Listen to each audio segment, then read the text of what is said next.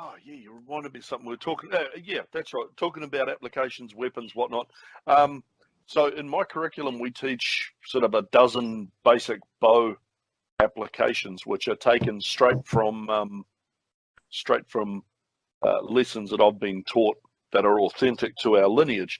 Now, when my students are learning, they learn the bow first, and then the next kata they learn is Jo Kihon, and then the next belt they get to play with Tanbo. So we have a different basic weapon for every belt in round figures as they move through the curriculum.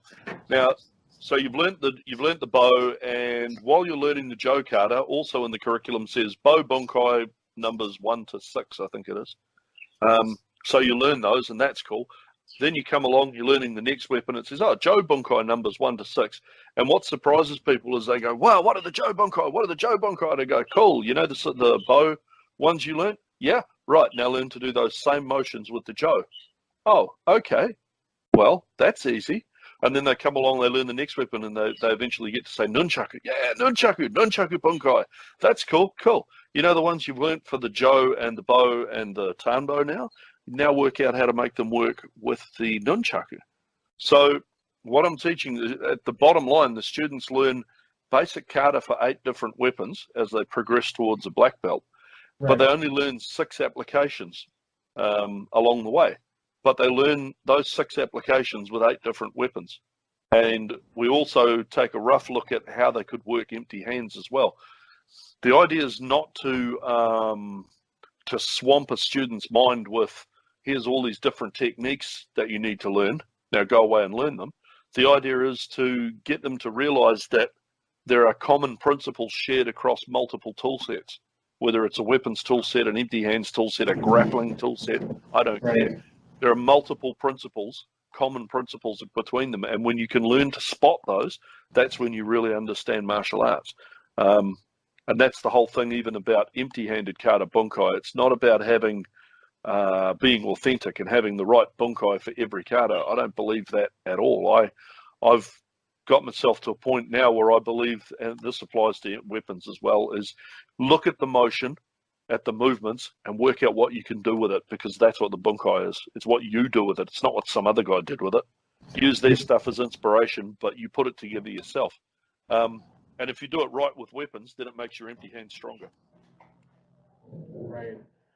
What I get at with the Kobudo is that, I mean, you hit the nail on the head, is that bunkai is your own. That ultimately that karate needs to be your own. That technique needs to be your own because you need to do it. And it has to be.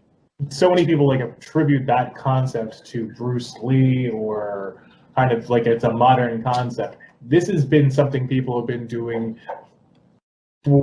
since they've been able to pick up a weapon, since they've been able to put something together. So if anyone thinks that, oh, I'm not doing it right, does it work? You're doing it right.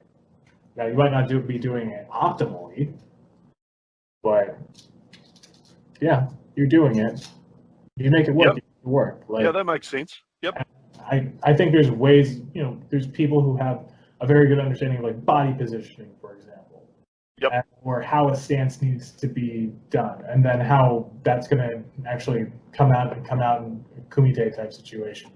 Mm-hmm. On summer camp, we had a Kobudo summer camp out here, hosted by a top Kobudo guy, and I was asking him how do you come up? We were doing one of his drills, and I was asking him, how do you come up with that drill? He's like, come at me with a stick.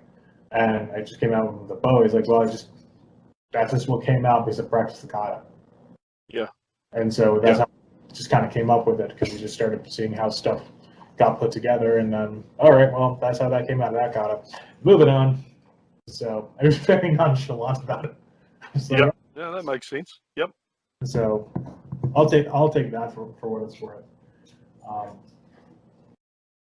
There isn't a whole lot more I could really say in terms of the Kobudo, because for us, we see Kobudo as just, of course, but for a lot of people, I think they think it's something that they can't access or do. It's just an ancient thing, or it's not really useful.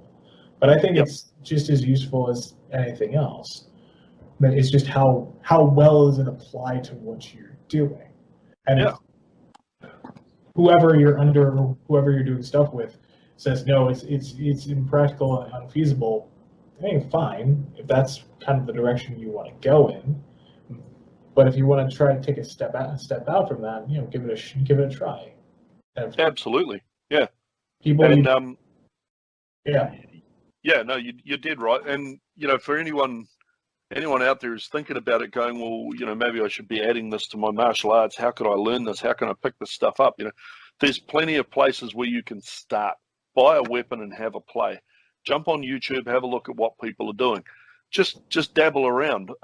Just be honest about where you got it from. Like I was saying earlier, give credit where it's due. But there's always a way to, there's always a way to improve what you're doing just by having a dabble. And to anyone who says that it's not relevant in the modern world, just pick it up and play, man.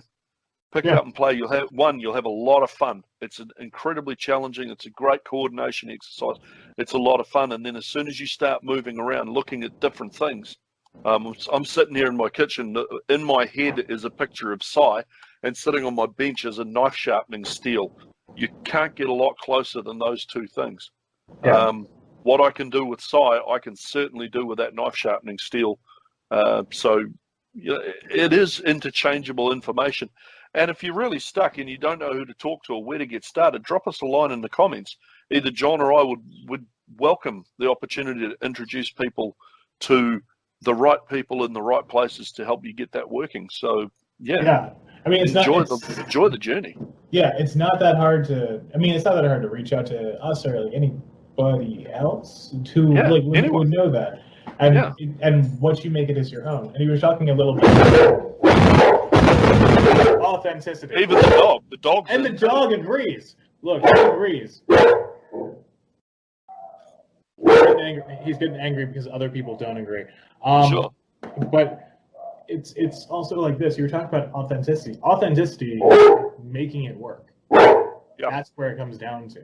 I think that's that's a bit of a mind fuck actually, because the new authenticity is being able to use it and being able to make it work, as opposed to it's historically correct and hasn't changed for a couple of hundred years. And I think for a couple of hundred years, how has it not changed? Yeah. And I think that whole idea, that authenticity is being able to make it work, that's actually, I'm going to focus on that for the week. That's really good, because that's a core message that the BJJ people put out there, right? Our art's so good because we make it work, and without doubt, they do make it work. They're not the only ones that make their arts work. And that whole sentence, that's really cool, man. That's a